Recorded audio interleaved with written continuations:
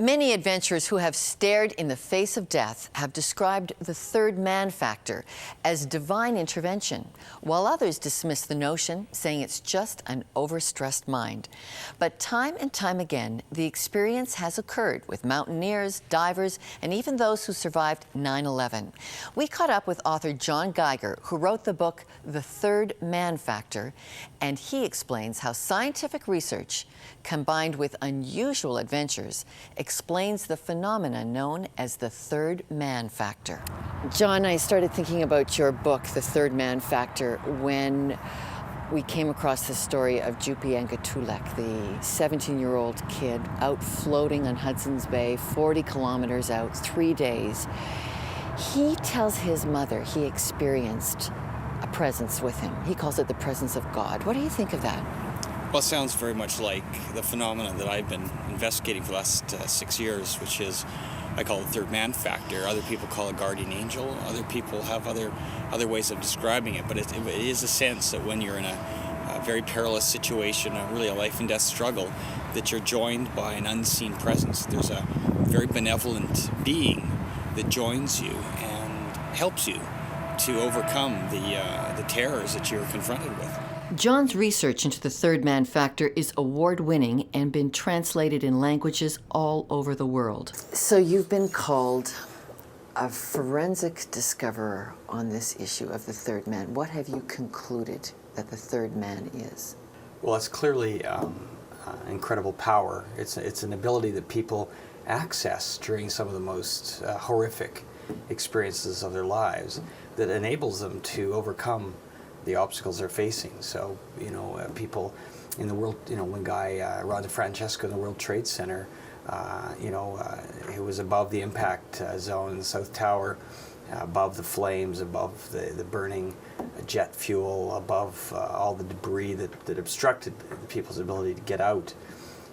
He had an intervention, in his words, an angel that intervened to encourage him to persevere, and he got through the fire and he got through the obstacles and was the last man out alive of the World Trade Center. So it's actually an incredible aid to people during some of the most difficult struggles of their lives. John Geiger has documented hundreds of stories of people's first-hand encounters with a third man. Well, clearly there's a neurological basis for this. There's enough evidence now, I think, that it's convincing that we, as part of our neurological makeup, have a capacity to evoke a presence. Now, what's interesting is the presence that people have evoked in clinical settings, in scientific experiments, has been of absolutely no interest to the person who has experience. It's just like, oh, there's somebody with me. So there's a difference between what is clinically induced and what people experience when they are in an extreme and unusual environment. Explain how. Well, what's been induced in laboratories has not been accompanied by any sort of emotional or senses. No one who's had the experience, and this has been tried, particularly in Switzerland.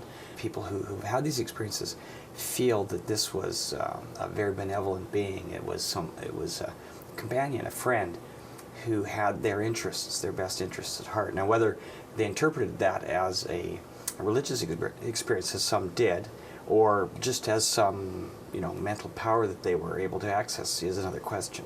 Does anybody contest this, that there is such a thing as the third man factor?